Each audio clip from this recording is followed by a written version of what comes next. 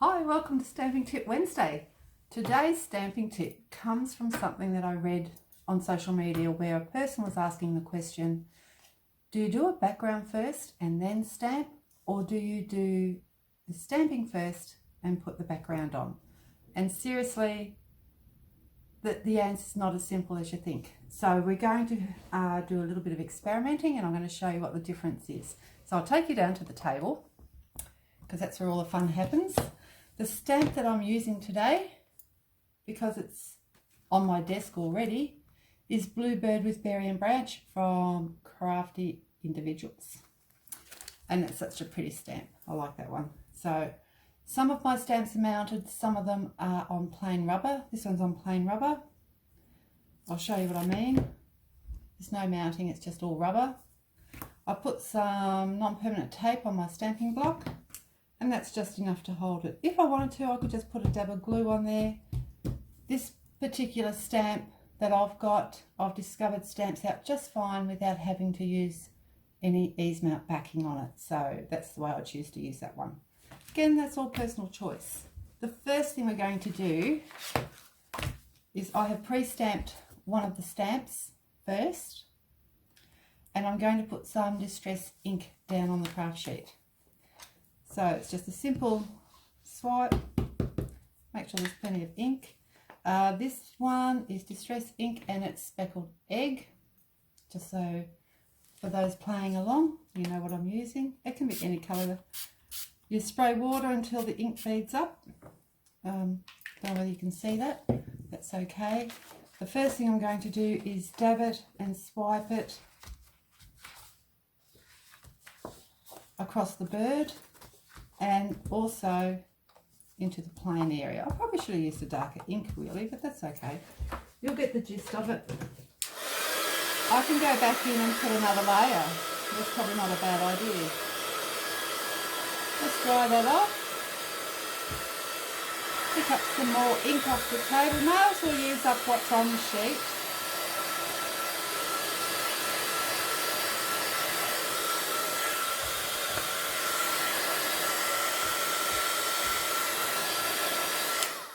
I do this quite a bit. I just use it as a mopping up, and you get some lovely speckledy effects.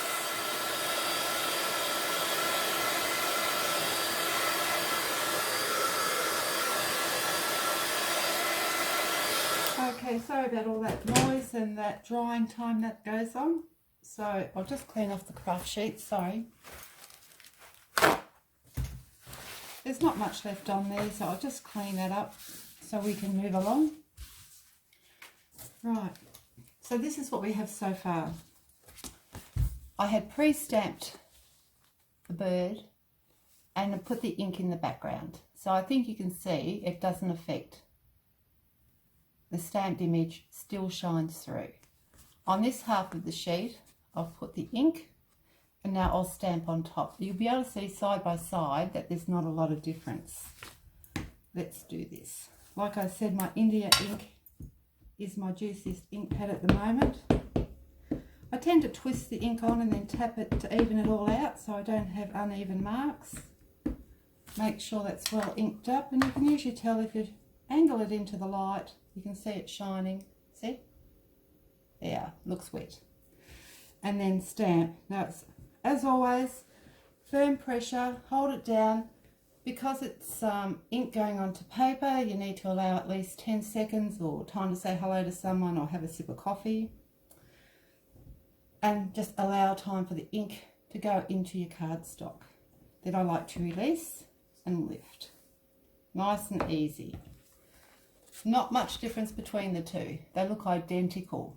So that's with a water-based ink, and we've used Distress ink for that sample. So the next one we're going to do is the oxides, just as a comparison. So if you're doing a Distress ink background, there's no difference in the order that you do your stamping and your inking. So we need to stamp this out twice. Oh no, just once to start with. Just thinking it through out loud, sorry guys. I always keep one hand on the block if I'm switching hands. If you take two hands off and then put two hands on, there's always that chance that the block can move and you end up with a double image.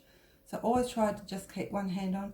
Firm pressure, lift, release, and there you have a beautiful stamped image. How gorgeous is that bird? I'm just going to heat set that ink so it's nice and dry.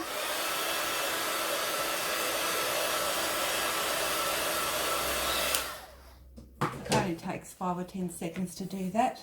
So in a similar colour, but in oxides, I've got Stormy Sky. Again, it's one I've got sitting on my desk. And I'm going to do the same technique as what we did with the Distress ink. Put some on my craft sheet. Make sure you put your lids back on tight so that your ink lasts longer.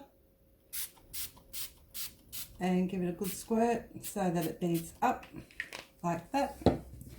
And I'm going to wipe the bird through, and then I'm going to put some on the other side like that,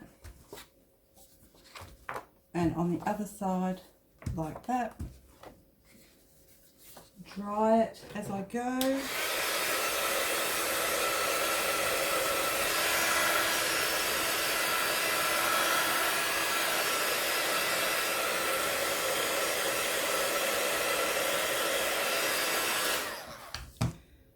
Dab it down, clean up your sheet, and by doing that you're adding some more interesting little speckledy marks to your background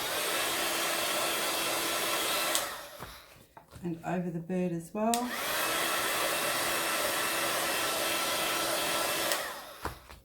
Like that.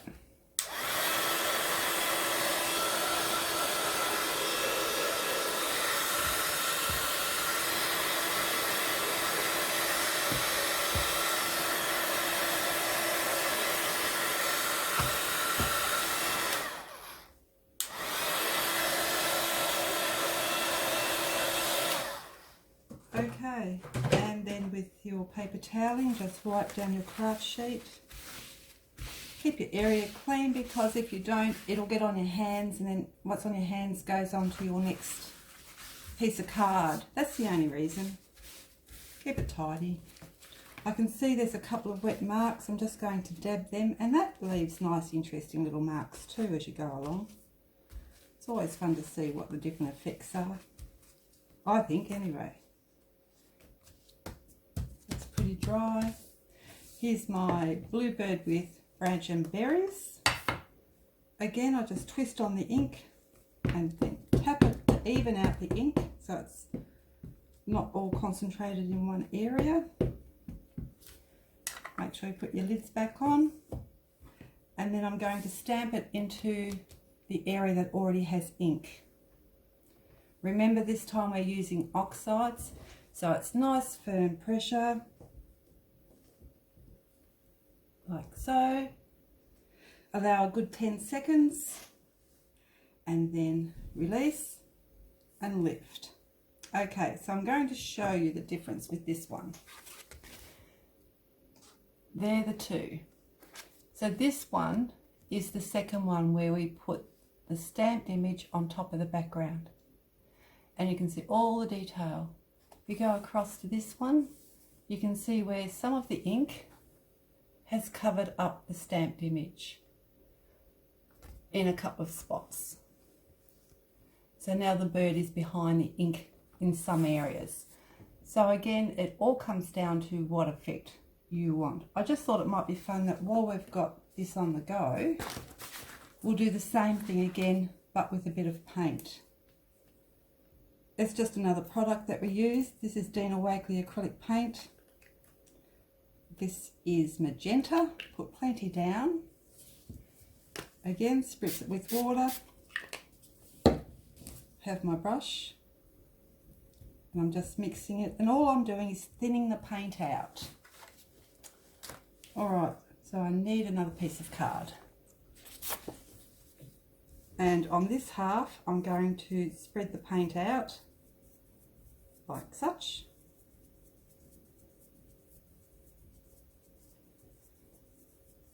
just backwards and forwards, nice sweeping action, and dry the paint.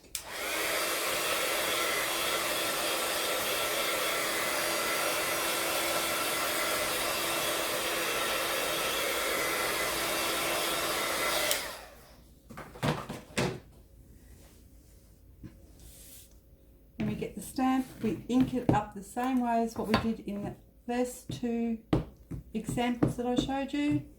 Twist it on, even it out, stamp the bird onto the background, firm pressure. The Dina Wakley acrylic paint is an acrylic base, so it's not oil based, it's not water based. And acrylic is well, in the raw meaning of it, it's kind of like a plastic, I guess. So that's that. I'm going to do the same into the white area of the card. Put your lids back on. Always make sure you put your lids back on because your ink will last so much longer and you'll get your money's worth. Okay, nice firm pressure. Again, because the ink is going into the cardstock, you've got to allow that 10 to 20 seconds. Then lift and release. This is what we have so far. I'll just dry that second one.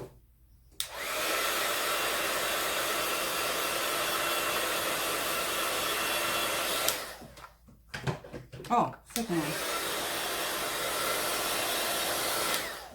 That's just heat setting the ink.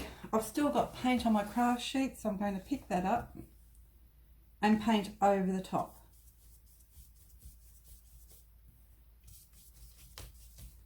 So we're pretty much covering it up with a thin layer of plastic. The thing with this paint is I added water to it. If I was to use it in its truest form, without thinning it out, keeping it as full-bodied as I can, I'll just do a section here so you can see. Okay. Quick dry so I can show you.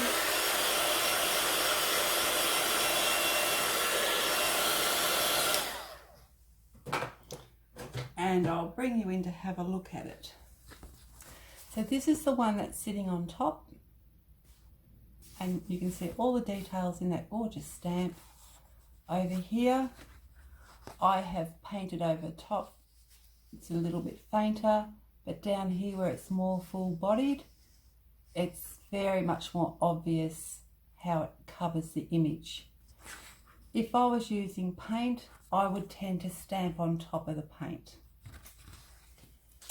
If I was using oxides, I would tend to stamp on top of the oxides. If I was using distress inks, it doesn't matter. Because it's water-based, and because the India ink or archival ink is a resist, it will resist any water-based products. So I hope that makes sense. The thing to read, I've used distress ink as a water-based product, but the same rule applies to whatever products that you're using that have a water base. So it can be different types of sprays or whatever. So I hope this answers and demonstrates the difference. It's the products that you use which depict which stamps, whether you put the stamp on top or whether you put the stamp on first. Okay, see you next time. Bye.